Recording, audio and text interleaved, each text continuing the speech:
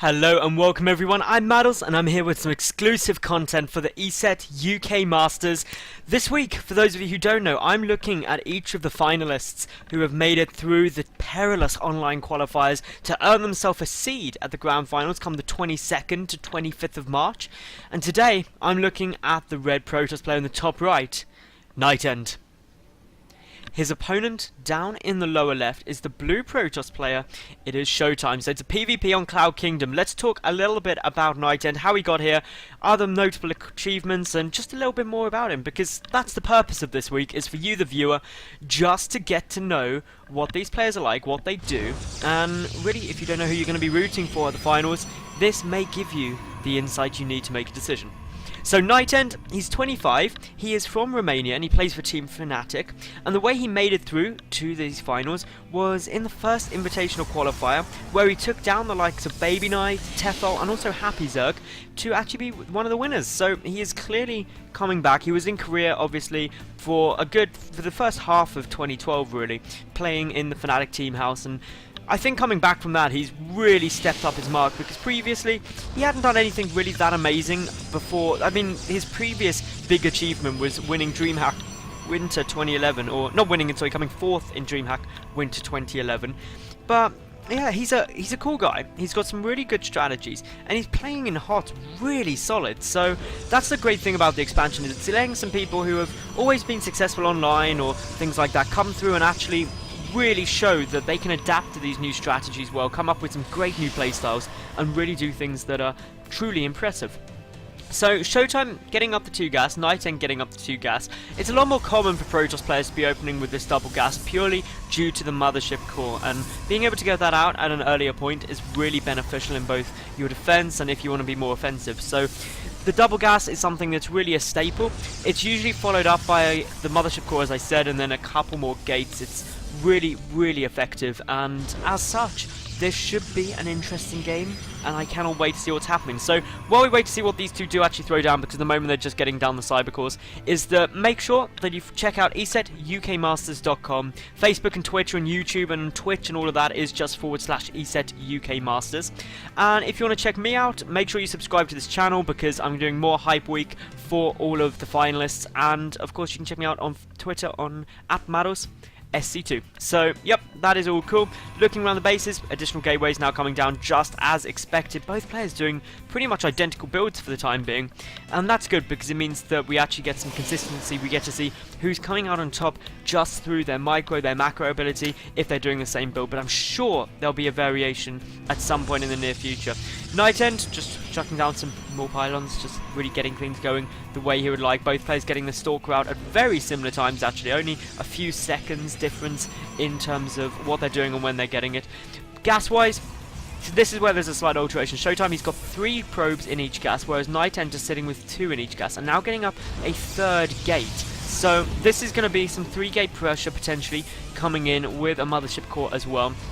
Twilight Council coming down, so blink play very likely. ShoWTimE getting the mothership core out before he gets anything like a Twilight Council. So currently it stands that the mothership core out sooner for ShoWTimE, but additional production and also additional tech are going to be available to NightEnD. So this is where we start getting the alterations in the build, albeit very minor alterations. And well, now here's the first big one. ShoWTimE, he's going for a Stargate. Will it be Oracles? Will it be Void Rays? Void Rays play into PvP so much at the moment, just due to the fact that they shred through Stalkers really well. With Prismatic Alignment active, they do so much damage to Armored, it's absolutely crazy. But this Proxy Pylon is down, it's unbeknown to NightEnD.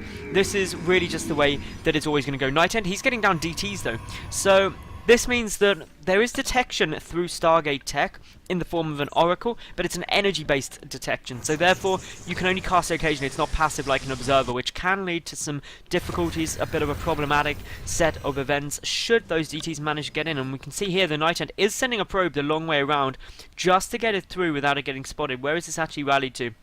It's going all the way down here, so they're going to be both going for pylons, but as we can see now, the mothership core is out for NightEnD. He's got a couple of sentries there. His force swords need to be really good to be able to deny anything moving up into this base, but with vision of the high ground granted by the mothership core, it can make things a little bit more difficult, but just poking, just waiting, trying to get a good position. The Stalkers may try and snipe off that core because that would be a great thing to do. Other things to note is, of course, that the pylon is down. The Oracle is now out on the field, and that Oracle basically does offer the option for detection through Envision, so that's something that doesn't need to sit there, because if any DTs are able to make it into ShoWTimE's base, they'll be able to do a lot of damage. So here we go, a couple of volleys going off on that mothership core, just trying to get it where they can, but this is where all of the aggression is going to come.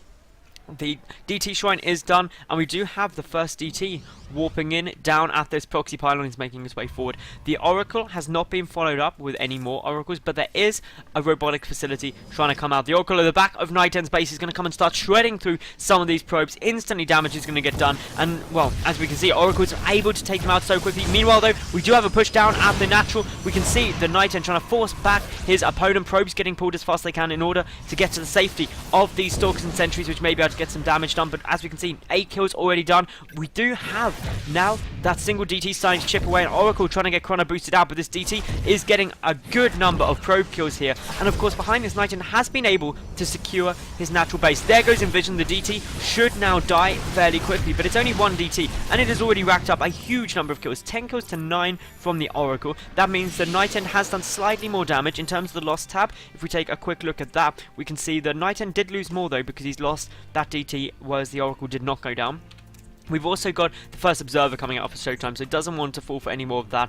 But the worker cam slightly favours NightEnd by just 2, but he does have his natural base coming down as well. And that natural nexus is going to be absolutely critical going into the later stages of the game, because he has managed to secure it quite significantly earlier than his opponent, about 80 seconds or so sooner. And that means a lot better production. But will we even get that far? The DT coming forward. We've got the gateway units here as well. The mothership core there ready to start dealing a bit more pain. The DT is going to get sniped off. There is the vision being granted. The mothership core though is going to get taken out. That's a good little snipe there for NightEnd, who now chucks down the force field. There's a slight gap there. It wasn't quite in the center, but forces a cancel on the Nexus. This is really forcing his opponent down to just one base, and this is what PvP is all about, is denying that natural. But the Oracles, they're coming in here to the mineral line of NightEnd and dealing a huge amount of damage to so many probes. And even though they both go down, we can see that actually there 17 workers have been knocked out. That gives ShoWTimE a 5-worker lead, but while he's trapped on one base, this isn't going to be too much of a benefit for him, because the probe generation and the probe production out of NightEnd is superior. He's got more equal mining off of the 2 bases, and that is